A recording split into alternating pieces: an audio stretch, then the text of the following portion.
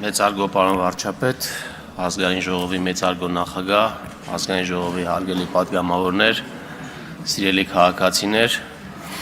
ուրախ եմ այսօր հանդես գալ 2024 թվականի բյուջեի կատարման մասին զեկույցով։ Նախ եւ առաջ նշեմ, որ բյուջեի հաշվետվությունը ոչ միայն կատարման, ոչ թե անձանց, այլ առաջին հերթին իրական խնդիրների մասին խոսելու առիթ է։ Բյուջեի հաշվետվությունը փաստերի մասին խոսելու առիթ է ևս,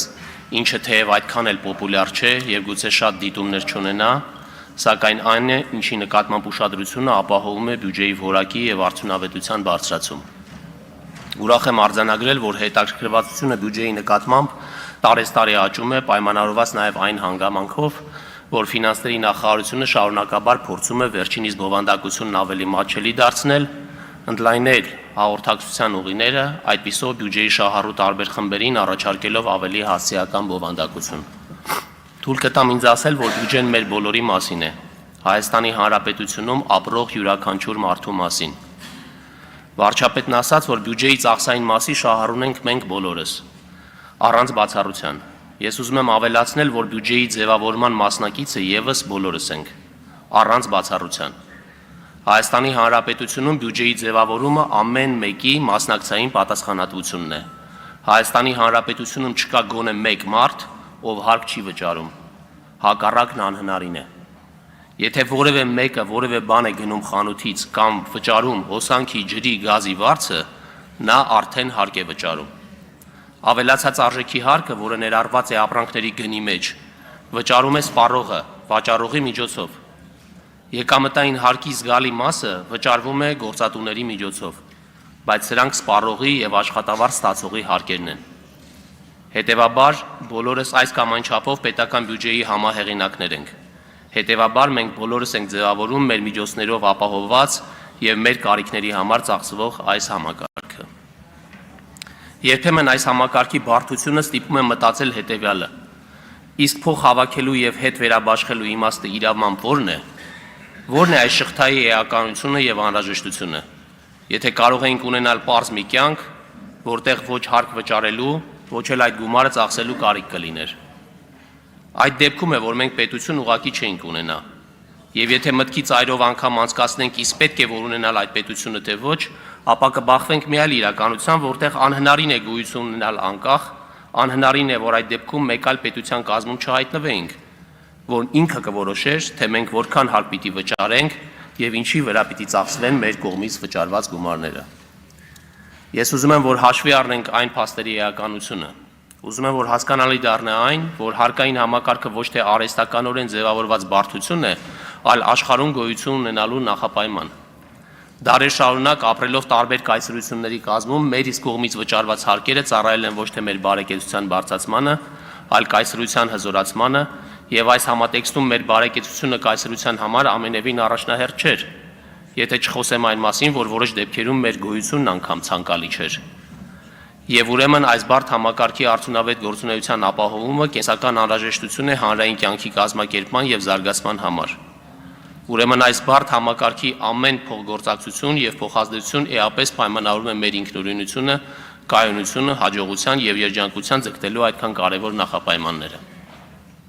Եվ բյուջեի վերաբերյալ քննարկումները հենց քիչ առաջ նշածից համատեքստում են ու այն մասին նաեւ, թե որքան մենք պետք է վճարենք, որքան պարտք պետք է վերցնենք եւ վերցած ինչպես եւ ինչի վրա պետք է ծախսենք, որ ունենանք մեր պատկերացրած Հայաստանի Հանրապետությունը։ Եվ այսպես բյուջեն ձևավորում է մեր բոլորի համատեղ ջանքի արդյունքում եւ որքան շատ ենք մենք վաստակում եւ սպառում, այնքան մեծ է մեր ներդրումը բյուջեի եկամտային մասի ձևավորման մեջ։ Հարստացիր եւ հարստացրու բանաձևը հենց սրան է վերաբերվում։ Եթե անգամ քաղաքացին իր ստացած եկամուտների մի մասը ոչ թե սպառում, այլ խնայում է, ապա դրա վերջնարդյունքը ևս Հայաստանի Հանրապետության տնտեսական պոտենցիալի բարձրացմանն է ուղղում, դառնում է ներդրում, որն այսպես թե այնպես բոլորիս բարեկեցության բաղկացուցիչ մասն է ևս։ Եվ այն քաղաքացին, որ ամենայն պատասխանատվությամբ եւ հոգատարությամբ է վճարում հարկերը,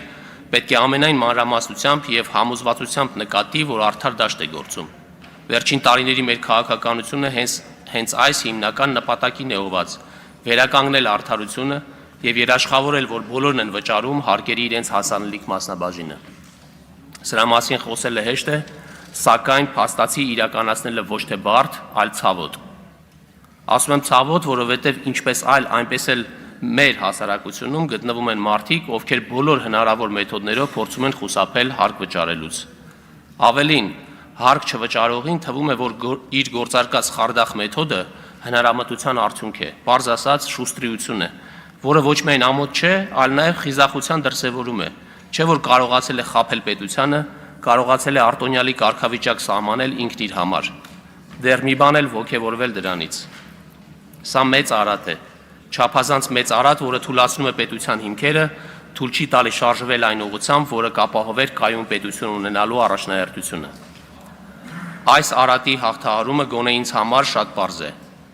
Մեր քաղաքացիների եւ ձեռնարկատերերի հնարամիտ մեթոդները պետք է ուղղվեն նորարարությանը, արտադրողականության բարձրացմանը, գործիքների արդյունավետ կիրառմանն ու հնարավորությունների ընդլայնմանը եւ ոչ հարկեր թաքցնելուն։ Նա, ով օրական մի քանի հազար դրամ է փախցնում հանրության գրպանից, չի նպաստում նույնիսկ իր իսկ բարեկեցությանը։ Փախցրածի, գողացածի եւ թաքցրածի արդյունքում 1 կիլոմետր քիչ կառուցված ճանապարհը, 1 մարզադաշտի բացակայությունը, 1 խնդրի լուծման հետաձգումը ոչ միայն հանրության, այլ նաև առանձին այդ միավորի, գողացողի եւ իր ընտանիքի հաջողության, առողջության առաջ մղվելու խաթարումն է։ Օրական մի քանի հազար դրամ հարկ փախցնելը պատվաբեր չեն նույնքան, որքան պատվաբեր չեն գողությունը կամ դասական խարդախությունը։ Հատկապես շինարարության ոլորտում գործում են ինքնակազմակերպված խմբեր, որոնք ծառայություններ են մատուցում առանց հաշիվ դուրս գրելու եւ որոշ դեպքերում չունեն նույնիսկ գրանցված իրավաբանական անձ։ Հիշեցնում եմ, որ նման գործունեությունը համարվում է ապօրինի ձեռնարկատիրություն եւ այն քրեորեն հետապնդելի արարք է, պատիժը ընդհուպ ազատազրկում։ Ընդգծում եմ նորից, մեր պարտականությունը հարկային ստվերը կրճատելն է, ոչ միայն բյուջեի ֆինանսավորումն ապահովելու համար, այլ նախ եւ առաջ պարտաճանաչ հարկ վճարողների իրավունքները պաշտպանելու, հասարակության մեջ արդարության զգացումը ապահովելու եւ շոշափելի դարձնելու համար։ Հարկային վարչարությունը պետք է իր թիրախում պահի հարկային կարգապահության հարցը եւ ուրախ եմ, որ վերջին տարվա ընթացքում կայացած որոշումներն ու օրենսդրական փոփոխություններն այս իմաստով ընդլայնել են վարչարության գործիքակազմը։ Վստահ եմ, թվայնացման եւ արհեստական բանականության գործիքների կիրառման ընդլայնմամբ հնարավորություն ենք ունենալու ավելի արդյունավետորեն բացահայտելու հարկերից խուսափելու դեպքերն ու կիրառելու համարժեք պատասխանատվություն։